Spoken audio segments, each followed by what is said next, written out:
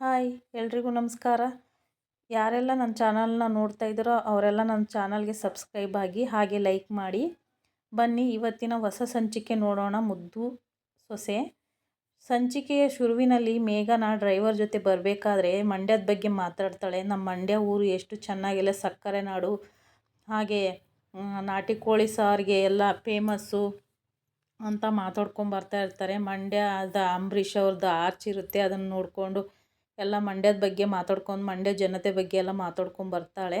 ನಮ್ಮ ಟೈಮಲ್ಲಿ ಜನರು ಕಬ್ಬಿನಂತೆ ಬಿರುಸಾದರೂ ಬೆಣ್ಣೆಯಂತೆ ಕರಗೋಗ್ತಾರೆ ಅಂತ ಮೇಘನ ಡ್ರೈವರ್ಗೆ ಹೇಳ್ತಾ ಇರ್ತಾಳೆ. ಆ ಟೈಮಲ್ಲಿ ಭದ್ರ ಪೂಜೆ ಮುಗಿಸ್ಕೊಂಡು ಬರ್ತಾ ಇರ್ತಾನೆ.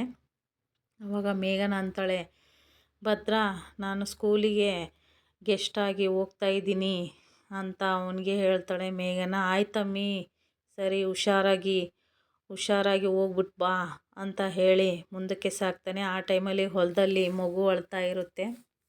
ಯಾರಮ್ಮಿ ಮಗುನ ಈ ಥರ ಬಿಟ್ಟೋಗಿರೋದು, ಯಾರಿಲ್ಲಿ ಅಂತಂದು ಆ ಮಗುನ ಎತ್ಕೊಂಡು ಲಾಲಿ ಹಾಡಿ ಹೇಳ್ತಾ ಅದಕ್ಕೆ ಜೋಜೋ ಮಾಡ್ತಾ ಮಲಗಿಸ್ತಾನೆ ಭದ್ರ.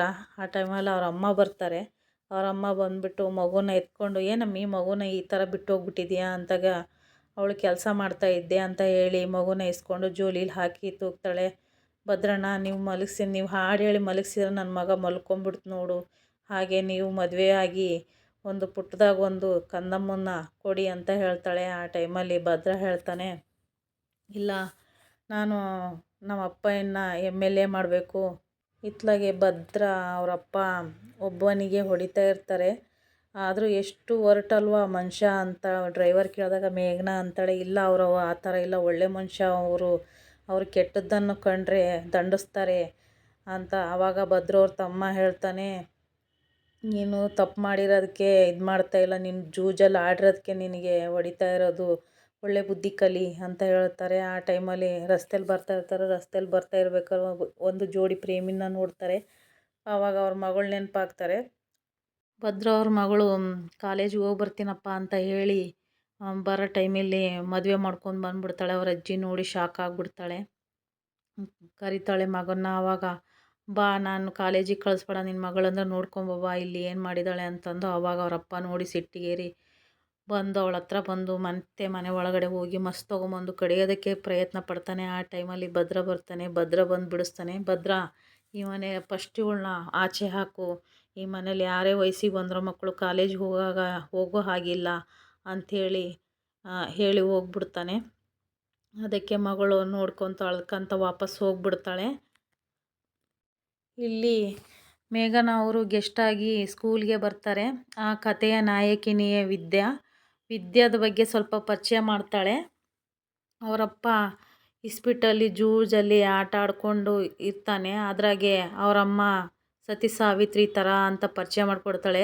ಆಮೇಲೆ ವಿದ್ಯೆಯವರಪ್ಪ ಏನೇ ತಪ್ಪು ಕೆಲಸ ಮಾಡಿರೋ ಅವ್ರ ಅಮ್ಮ ಸಮರ್ಥಿಸ್ಕೊಂಡು ಕರ್ಕೊಂಡು ಹೋಗ್ಬಿಡ್ತಾಳೆ. ಅವರಿಗೆ ಮುದ್ದಾದ ಒಂದು ತಂಗಿ ಇರ್ತಾಳೆ.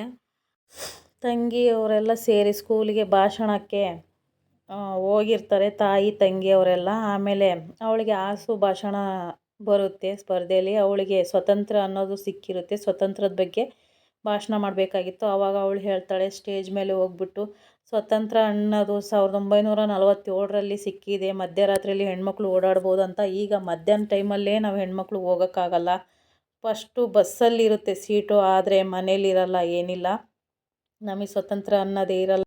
ಒಂದು ಹೆಣ್ಣು ಸತ್ತರೆ ಅವ್ರ ಗಂಡ ಇನ್ನೊಂದು ಮದುವೆಯಾಗಿ ಮಕ್ಳಿಗೋಸ್ಕರ ಅಂತ ಮದುವೆಯಾಗಿ ಇರ್ತಾನೆ. ಅದೇ ಗಂಡ ಸತ್ತರೆ ಹೆಂಡತಿ ತನ್ನ ಮಕ್ಳಿಗೋಸ್ಕರ ಬದುಕ್ತಾಳೆ.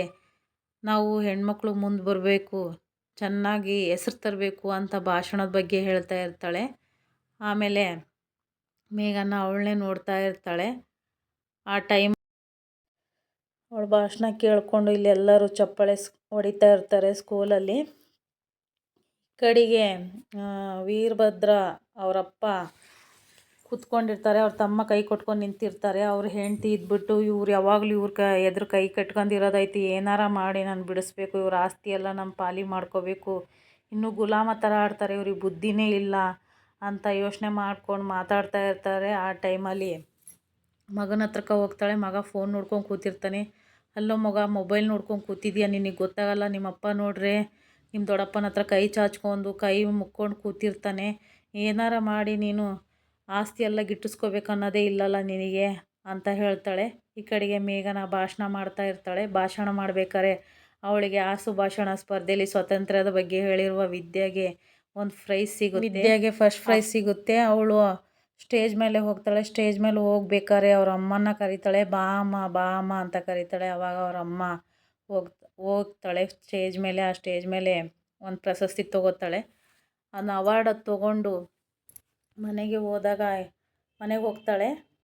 ಇಲ್ಲಿ ಭದ್ರವ್ರಮ್ಮ ಅವ್ರ ತಂದೆ ಅವ್ರ ಗಂಡನಿಗೆ ನೀರು ಕೊಡಬೇಕು ಅಂತಂದು ಬರ್ತಾಳೆ. ಅದೇ ಟೈಮಲ್ಲಿ ಭದ್ರ ಮನೆಗೆ ಬರ್ತಾನೆ.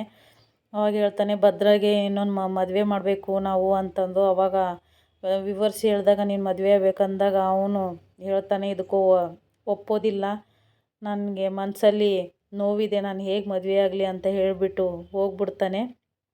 ಈ ಕಡೆಗೆ ಅವರ ಸೋದರತ್ತೆ ಇರ್ತಾಳೆ.